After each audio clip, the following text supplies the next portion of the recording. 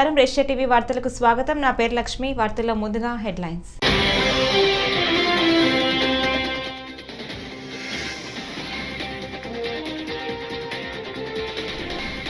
వాలంటీర్లు రాజీనామా చేయాలని వైసీపీ నేతలు ఒత్తిడి చేస్తున్నారు. వ్యాఖ్యానించిన చంద్రబాబు.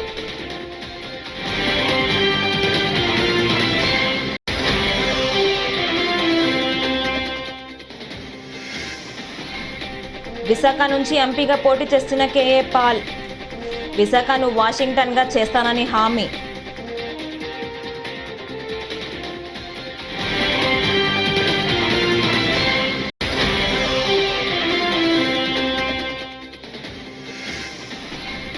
పెన్షనర్లను వాడుకొని లబ్ధి పొందాలని కుట్ర.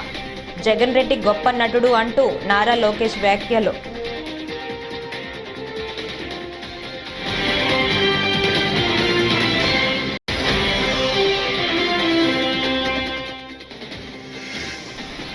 చంద్రబాబు గుచ్చులో కాంగ్రెస్ పన్నాగంలో షర్మిలకు చిక్కుకున్నారని విమర్శించిన వైఎస్ఆర్సీపీ మహిళా నేత వాసిరెడ్డి పద్మ.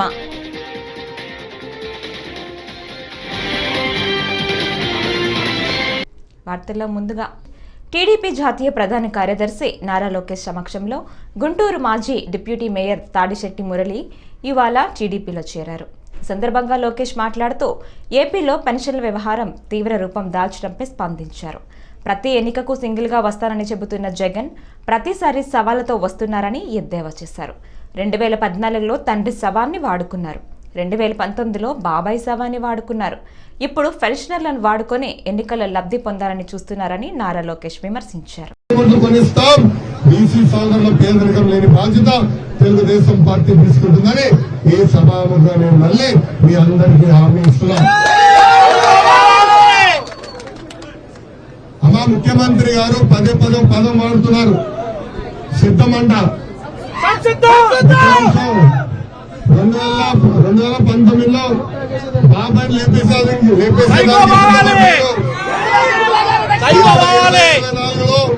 వృద్ధుల్ని ఏకంగా చంపేదానికి సిద్ధమంటున్నాడు ఈ సైకో ముఖ్యమంత్రి. అమ్మ బాబు గారు చాలా స్పష్టంగా చెప్పారు. వాలంటీర్ వ్యవస్థ కొనసాగిస్తామని చెప్పారు. కేవలం పెన్షన్ కాదు, ఇతర సంక్షేమ కార్యక్రమాలు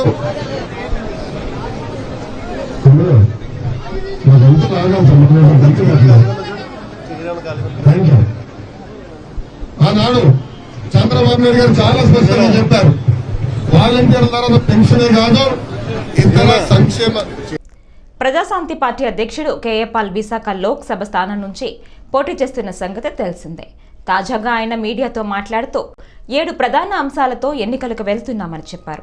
మంచి పాలన కావాలనుకునే వాళ్ళంతా ప్రజాశాంతి పార్టీకి ఓటు వేయాలని కోరారు. తమ పార్టీ అధికారంలోకి వచ్చిన వెంటనే విశాఖను రాజధానిగా చేస్తామని హామీ ఇచ్చారు. విశాఖను వాషింగ్టన్గా చేస్తానని చెప్పారు.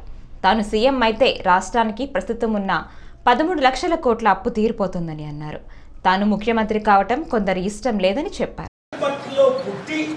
పెరిగి చదువుకొని 100 కోట్లు విలువైన చారిటీలు 81 నుంచి ఈ రోజు వరకు చేస్తున్నాను. 2 మన రాయలసీమ ముఖ్యమంత్రులు ఇప్పుడున్న జగన్మోహన్ రెడ్డి గారేంటి, అంతకుముందున్న చంద్రబాబు నాయుడు గారేంటి, రాజశేఖర రెడ్డి గారేంటి, అనేక మంది ముఖ్యమంత్రులు మన విశాఖపట్నాన్ని, మన ఉత్తరాంధ్రని సంపూర్ణంగా వాళ్ళు నెగ్లెక్ట్ చేశారు, పట్టించుకోలేదు. మాటలు తప్ప. దానికి రుషికొండలో కొండ లేకుండా చేశారు. స్టీల్ ప్లాంట్ ని కాంగ్రెస్ పార్టీ అమ్మేసింది. 33,000 ఎకరాలు మన స్టీల్ ప్లాంట్ మిత్రులు నిన్న కాక మొన్న కోర్టు 6లో నా ఆర్గ్యుమెంట్స్ విన్నారు. కోర్టు 6 డైరెక్షన్సే ఇచ్చేసింది. పాలుగారు ఇస్తున్న 8,000 కోట్లు ఎందుకు మీరు తీసుకోవట్లేదు? ఎందుకు స్టీల్ ప్లాంట్ అమ్ముతున్నారు? సీఎం ఉత్తరానికే దిక్కు లేదు. చదవండి అన్ని పేపర్లో. కనీసం సీఎం ఉత్తరం రాసి. టీడీపీ అధినేత చంద్రబాబు ప్రజాగలం యాత్రలో భాగంగా ఉభయ గోదావరి జిల్లాలో పర్యటిస్తున్నారు. ఈ సందర్భంగా ఆయన మాట్లాడుతూ మార్చి 30న పెన్షన్ల విషయంలో ఎన్నికల సంఘం స్పష్టమైన ఆదేశాలు ఇచ్చిందని, కానీ పెన్షన్ల విషయంలో ప్రభుత్వం ప్రజలు ప్రాణాలు తీస్తోందని మండిపడ్డారు. పెన్షన్ల అంశంలో రాజకీయాలు చేస్తూ ప్రజలను తీవ్ర ఇబ్బందులకు గురి చేస్తోందని అన్నారు. వాలంటీర్లు రాజీనామా చేయాలని వైసీపీ నేతలు ఒత్తిడి చేస్తున్నారని ఆరోపించారు. వాలంటీర్లపై అక్రమ కేసులు పెట్టి జీవితాలను నాశనం చేస్తున్నారని మండిపడ్డారు. తండ్రి వైఎస్ బాబాయ్ వివేక చనిపోయినప్పుడు జగన్ రాజకీయ లబ్ధి పొందారని, ఇప్పుడు పెన్షన్ల విషయంలోనూ శవరాజకీయాలు చేస్తూ లబ్ధి పొందాలని చూస్తున్నారని చంద్రబాబు విమర్శించారు. రాజకీయ లబ్ధి కోసం ప్రయత్నం చేయడం చాలా నీచం, చాలా దుర్మార్గం. అదే జరిగింది పెన్షనర్స్ విషయం. అందరికీ, వృద్ధులకి, వికలాంగులకి, వీళ్ళందరికీ పెన్షన్ ఇవ్వడం ఇది ఆనవాయితీగా వస్తూ ఉంది. ఎప్పుడు కూడా ఏ ప్రభుత్వం కూడా ఇంకొక ప్రభుత్వానికంటే మెరుగైన సేవలు అందించి తద్వారా పేరు తెచ్చుకుంటే తప్పు లేదు. కానీ ప్రజల ప్రాణాలకు, ఆస్తులకు రక్షణగా నిలవలసిన ప్రభుత్వమే వాళ్ళకి ఇబ్బంది పెట్టే పరిస్థితి రావడం చాలా బాధాకరం. రాజకీయాలన్నింటివి మనం చేసే పన్ను వల్ల ఓట్లు పడాలి తప్ప ప్రజల్ని ఇబ్బంది పెట్టి తప్పుడు సమాచారం ఇచ్చి ఇవన్నీ చేయడం చాలా దారుణం, చాలా బాధాకరం. ఇప్పుడు ఈ విషయంలో మీరు చూస్తే వైఎస్ఆర్ కాంగ్రెస్ పార్టీ డిఎన్ఏలో ఉంది శవ రాజకీయాలు చేయడం. తండ్రి చనిపోతే దాన్ని వైఎస్ కుటుంబంలో చిచ్చు పెట్టాలని ప్రయత్నిస్తున్నారని వైఎస్ఆర్సీపీ మహిళా నేత వాసిరెడ్డి పద్మ మండిపడ్డారు. చంద్రబాబు ఉచ్చులో కాంగ్రెస్ పన్నాగంలో షర్మిల చిక్కుకున్నారని విమర్శించారు. హంతకుడు అంటూ వైఎస్ అవినాష్ రెడ్డిపై నిందలు వేస్తున్నారని ధ్వజమెత్తారు. షర్మిలకు కోర్టుల మీద, వ్యవస్థల మీద నమ్మకం లేదా అంటూ ప్రశ్నించారు. వైఎస్ వివేక హత్యలో జరుగుతున్న రాజకీయాలను కడప ప్రజలు గమనిస్తున్నారన్నారు. జరుగుతున్నటువంటి రాజకీయాన్ని 3 దశాబ్దాలుగా చూశారు. రాజశేఖర రెడ్డి గారు బ్రతుకున్న సమయంలోనే జాతీయ పార్టీగా ఉన్నటువంటి కాంగ్రెస్ లోనే కొంతమంది పెద్ద తలకాయలు ఇక్కడ ఉన్నటువంటి చంద్రబాబు నాయుడుతో చేతులు కలిపి ఆ కుటుంబాన్ని విడదీయాలని చేస్తున్నటువంటి కుట్రలని కడప ప్రజలకేమీ కొత్త కాదు. రాజశేఖర రెడ్డి గారు చనిపోయిన తర్వాత ఇవాళ మీరు ఏదైతే సానుభూతి కోసం మాట్లాడుతున్నారో అదే వివేకానంద రెడ్డి గారు వైఎస్ కుటుంబం నుంచి పూర్తిగా డీవియేట్ అయ్యి ఆ రోజున ఒక మంత్రి పదవి కోసం కాంగ్రెస్ పార్టీతో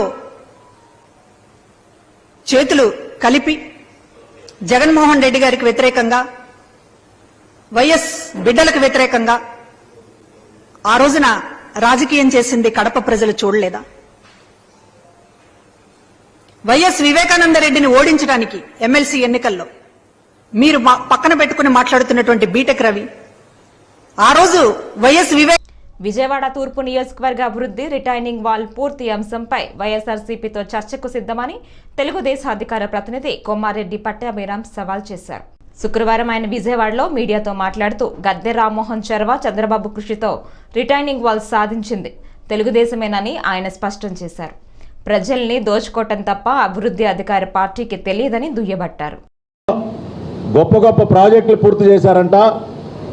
మరీ ముఖ్యంగా కృష్ణానది రీటైనింగ్ వాల్, దానికి సంబంధించి ఛాలెంజ్లు చేస్తూ ఉన్నాడు. ఆ గోడకి శంకుస్థాపన చేయటం దగ్గర నుంచి దానిని పూర్తి చేయటం వరకు అన్నీ కూడా జగన్మోహన్ రెడ్డి గారు, ఇక్కడ ఉండేటటువంటి ఈయన, వీళ్ళిద్దరు కలిసే మొత్తం కూడా దాన్ని ప్రారంభించి పూర్తి చేసినట్టు నిస్సిగ్గుగా పచ్చి అబద్ధాలు చెప్తా ఉన్నాడు. ఇవాళ ఈ ఓసరవెల్లి అవినాష్కి నేను ఛాలెంజ్ చేస్తా ఉన్నా. ఇవాళ ఈ మీడియా సమావేశం పెట్టిందే ప్రజలకి వాస్తవాలు తెలియజేయడం కోసం. కృష్ణానది రీటైనింగ్ వాల్కి సంబంధించి ఒక్కసారి మనం గతాన్ని గుర్తు చేసుకుంటే 2014కు ముందు ఎప్పుడు వరదలు వచ్చినా కృష్ణానదికి భారతదేశంలో ఉన్న కుల మతాలన్నీ పశ్చిమ నియోజకవర్గంలో ఉండటం ఒక ప్రత్యేకత అని విజయవాడ పశ్చిమ నియోజకవర్గం బీజేపీ అభ్యర్థి సుజనా చౌదరి అన్నారు. ఎన్నికల ప్రచారంలో భాగంగా శుక్రవారం చిట్టినగర్లో పర్యటించారు. అనంతరం ఆయన మాట్లాడుతూ నియోజకవర్గంలోని ప్రజలు కులమతాలకు అతీతంగా సోదరభావంతో మెలగటం ఆనందంగా ఉందన్నారు. పశ్చిమ నియోజకవర్గాన్ని ఆధ్యాత్మిక క్షేత్రంగా చేసేందుకు ఎన్నో అవకాశాలు ఉన్నాయని తెలిపారు.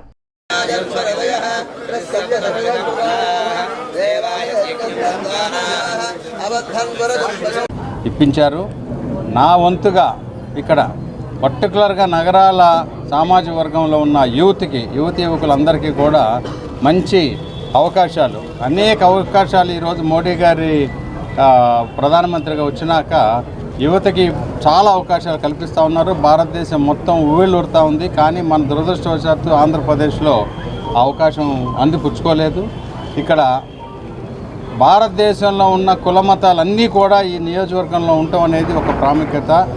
దాని గురించి చూస్తూ ఉంటే ఇక్కడ కులాలు లేవు, మతాలు లేవు, అన్నీ లేకుండా అందరూ కూడా అన్నదమ్ములు అక్క చెల్లెల్లాగా ఎంతో బ్రహ్మాండంగా ఉన్నారు. నాకు ఇది కనువింపు యాక్చువల్గా. అంటే వేరే రాష్ట్రాల్లో కానీ వేరే చోట కానీ ఎప్పుడు కూడా కుల మతాలతో భేదాలు రావటం, అన్ని విభేదాలు రావటం అన్నీ ఉంటాయి. అవి మనం పేపర్లో చదువుకుంటూ ఉంటాం.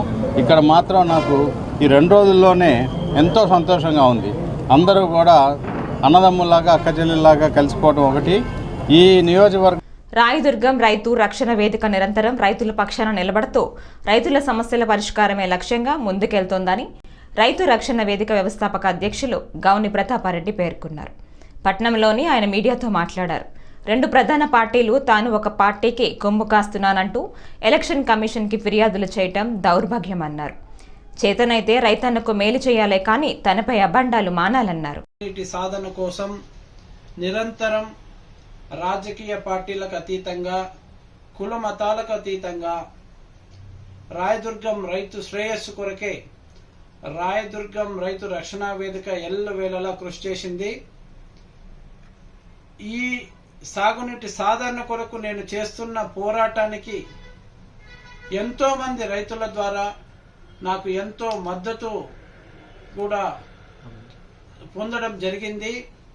కాబట్టి ఇందుకు కన్ను కుట్టిందో ఏమో ప్రధాన పార్టీలైన 2 ప్రధాన పార్టీలు ఎలక్షన్ కోడ్ ఆఫ్ కండక్ట్ నేను పాటించడం లేదని, నేను రైతులను తప్పుదోవ పట్టిస్తున్నానని చెప్పి రాయదుర్గం ఎలక్షన్ రిటర్నింగ్ ఆఫీసర్ దగ్గర ఫిర్యాదు చేశారని చెప్పి నాకు సమాచారం వచ్చింది.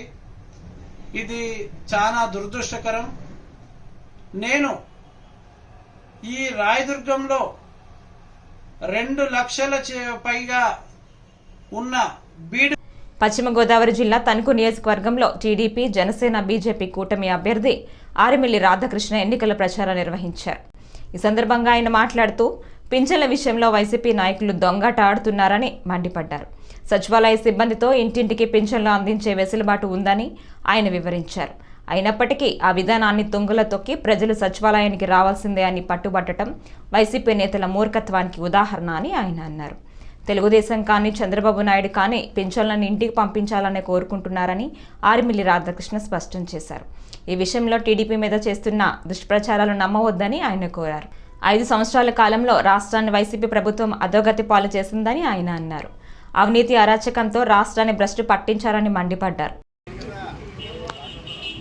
రాబోయే ఎన్నికల్లోకి ప్రచార కార్యక్రమంలో భాగంగా తణుకు పట్టణంలో 7వ వార్డు 8వ వార్డుల్లో ఈ కార్యక్రమాన్ని నిర్వహించడం జరుగుతుంది.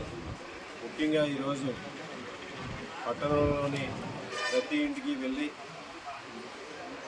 ఈరోజు 5 సంవత్సరాలుగాను కూడా వైఎస్ఆర్ కాంగ్రెస్ పార్టీ ప్రభుత్వం యొక్క దుర్మార్గమైనటువంటి పరిపాలనని ప్రజలు అందరూ కూడా ఖండిస్తున్నటువంటి సంఘటన మనందరికీ కూడా కనిపిస్తుంది. అదేవిధంగా ఈరోజు రాష్ట్రాన్ని అన్ని విధాలుగాను కూడా జగన్మోహన్ రెడ్డి భ్రష్టు పట్టించాడని ప్రజలందరూ కూడా నమ్ముతున్నారు. ఈరోజు ప్రజలందరూ కూడా జగన్మోహన్ రెడ్డిని ఇంటికి పంపించాలని నిశ్చయించుకుని ప్రతి ఒక్కరూ కూడా మమ్మల్ని పెద్ద ఎత్తున స్వాగతం తెలియజేస్తున్నారు. ముఖ్యంగా చంద్రబాబు నాయుడు గారు, పవన్ కళ్యాణ్ గారు, అదేవిధంగా ప్రధానమంత్రిగా మోడీ గారు ఉండాలని ప్రజలందరూ కూడా ఆకాంక్షిస్తున్నారు. ముఖ్యంగా తణుకు పట్టణ అభివృద్ధిని పూర్తిగా నిర్లక్ష్యం చేసినటువంటి పరిస్థితి మనందరం కూడా చూడొచ్చు.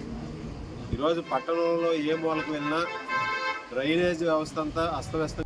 తణుకు పట్టణంలో తెలుగుదేశం జనసేన బీజేపీ కూటమి ఉమ్మడి అభ్యర్థి ఆరిమిల్లి రాధాకృష్ణ తరపున ఆయన సతీమణి కృష్ణ తులసి ప్రచారం చేస్తున్నారు.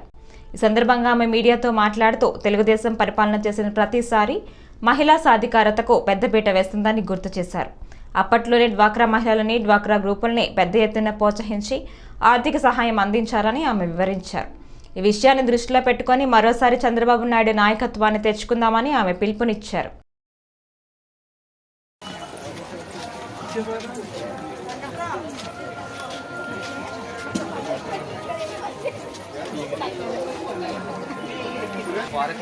స్వర్ణ లేడా లేడు స్వర్ణరాజు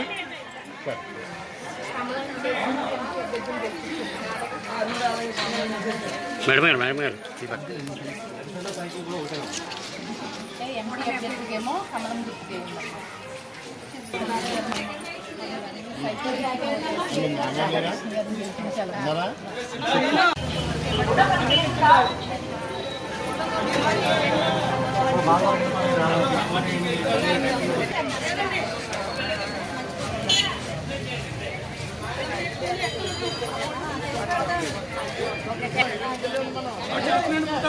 మేడం గారు మేడం గారు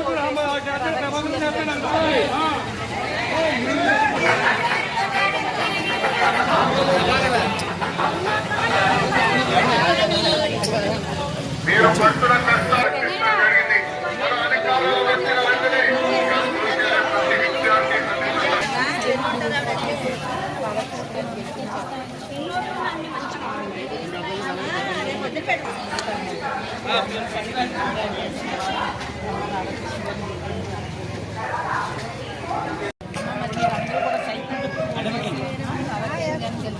చెప్పండి అయిపోయి చెప్పండి. మరి ఏ ఇంటికి వెళ్ళినా కానీ ఒకటే, చాలామంది ఈ వార్డుల్లో అయితే కనుక మాకు ఎవరికి పెన్షన్స్ ఉండేవండి, పెన్షన్స్ అన్నీ తీసేశారు. నిజంగా చాలా 70 సంవత్సరాలు 80 సంవత్సరాల వృద్ధులు, నిజంగా మంచం నుంచి లేవలేనటువంటి వృద్ధులు, వాళ్ళకి పెన్షన్ తీసేయడం నిజంగా చాలా బాధాకరం.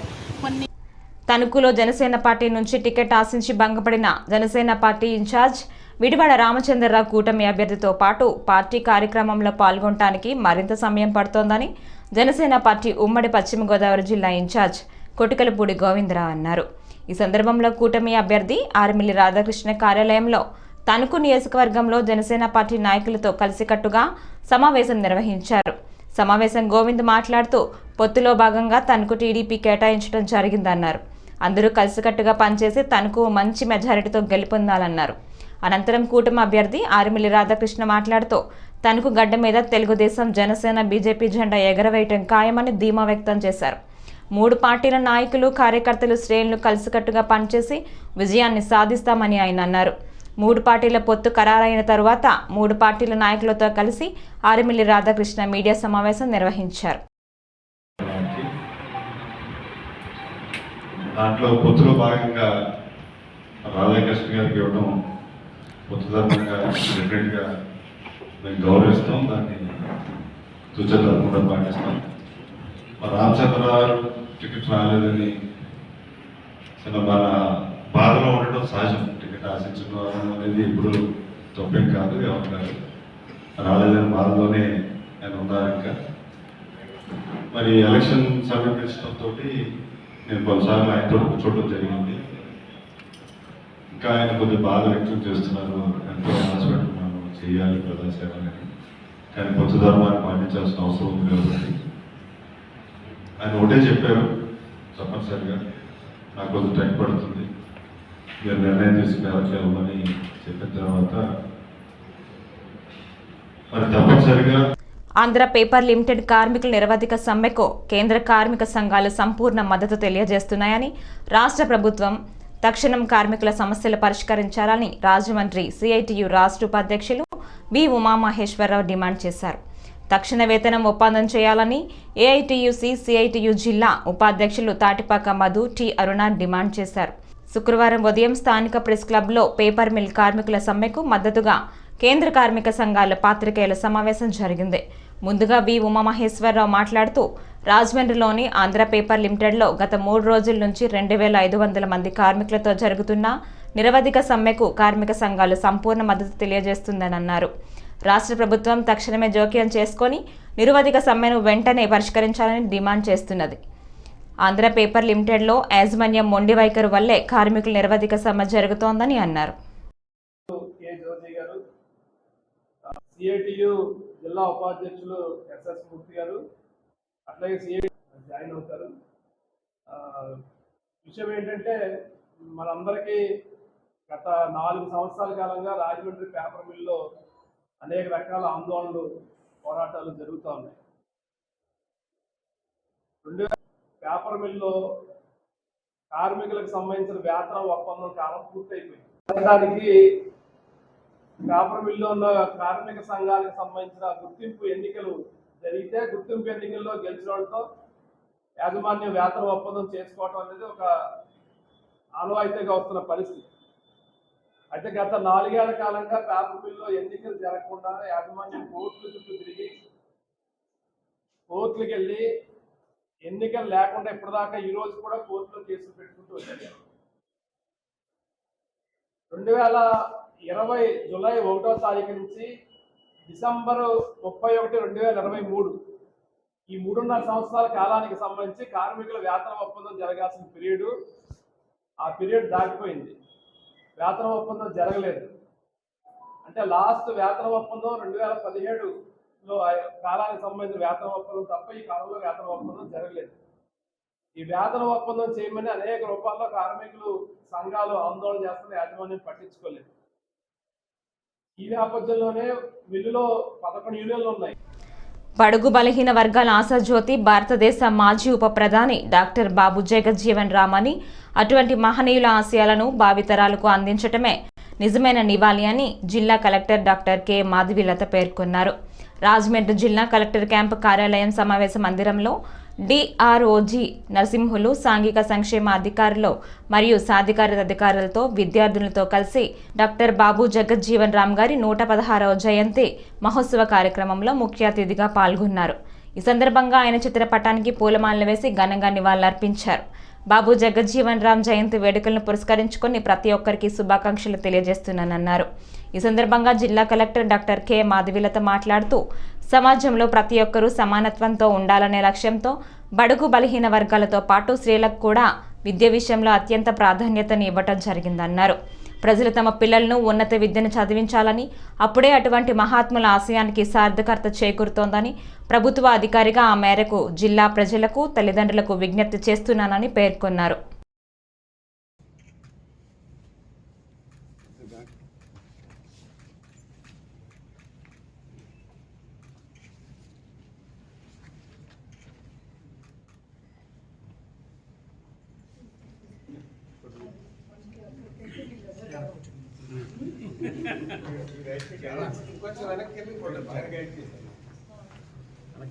కొంచెం వెనక్కి వెళ్ళి అందరూ వచ్చేసి ఈ షేప్లో ఉంటుంది.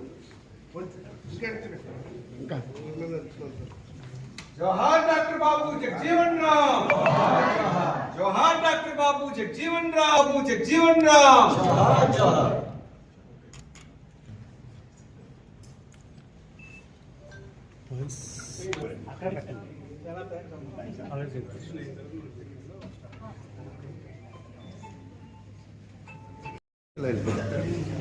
అంటే కూర్చోండి.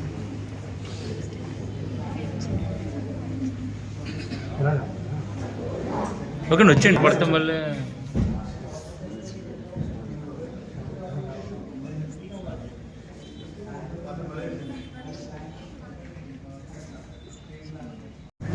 ఈరోజు బాబు జగజీవన్ రామ్ గారి జయంతి సందర్భంగా ప్రతి ఒక్కరికి శుభాకాంక్షలు తెలియజేస్తూ మనము జగజీవన్ రామ్ గారి ఆశయాల మేరకు బలహీన బడుగు వర్గాలకి మరియు స్త్రీలకి వీరందరికీ కూడా ప్రతి ఒక్కరికి ఎడ్యుకేషన్ అనేది చాలా ఇంపార్టెంట్.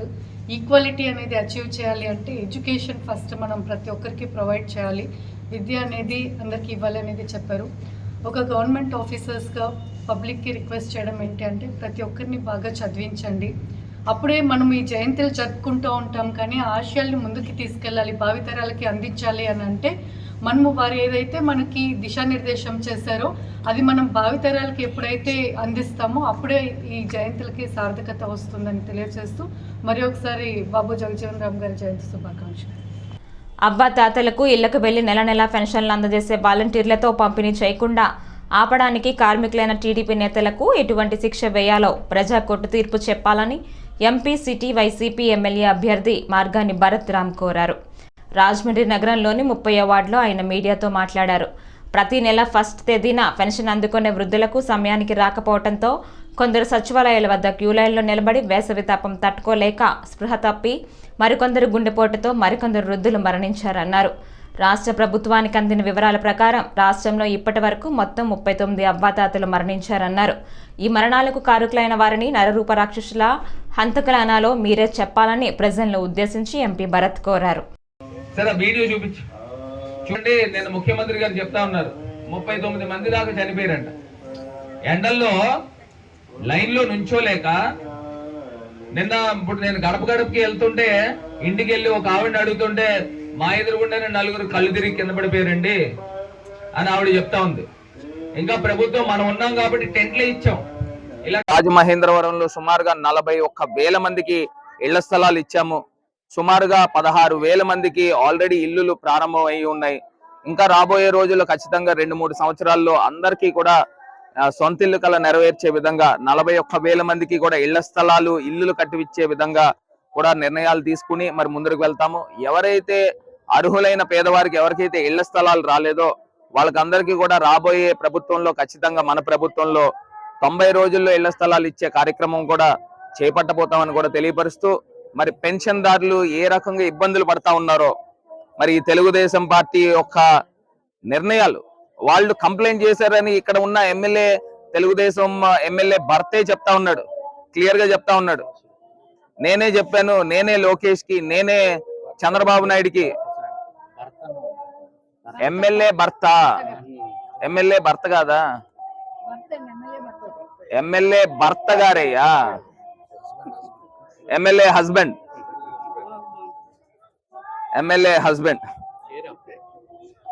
ఆయన చెప్తా ఉన్నాడు. నేనే చెప్పాను లోకేష్ కి నేనే ఫోన్ చేశాను, చంద్రబాబు నాయుడు గారికి నేనే చెప్పాను, వాలంటీర్లతో ఇవ్వనివ్వకుండా నేనే అడ్డుకున్నాను అని చెప్తా ఉన్నాడు. లా అండ్ ఆర్డర్ ఇష్యూ వస్తుంది, మేము అడ్డుకుంటాం ఒకవేళ వాలంటీర్లు ఇస్తే అని ఆయనే చెప్తా ఉన్నాడు. ఎంత హేయమైన చర్య ఒక్కసారి ఆలోచన చేయండి. మేము వాలంటీర్ల చేత ఇవ్వద్దని చెప్పి. ఈ వార్తలు ఇంతటితో సమాప్తం. నమస్కారం.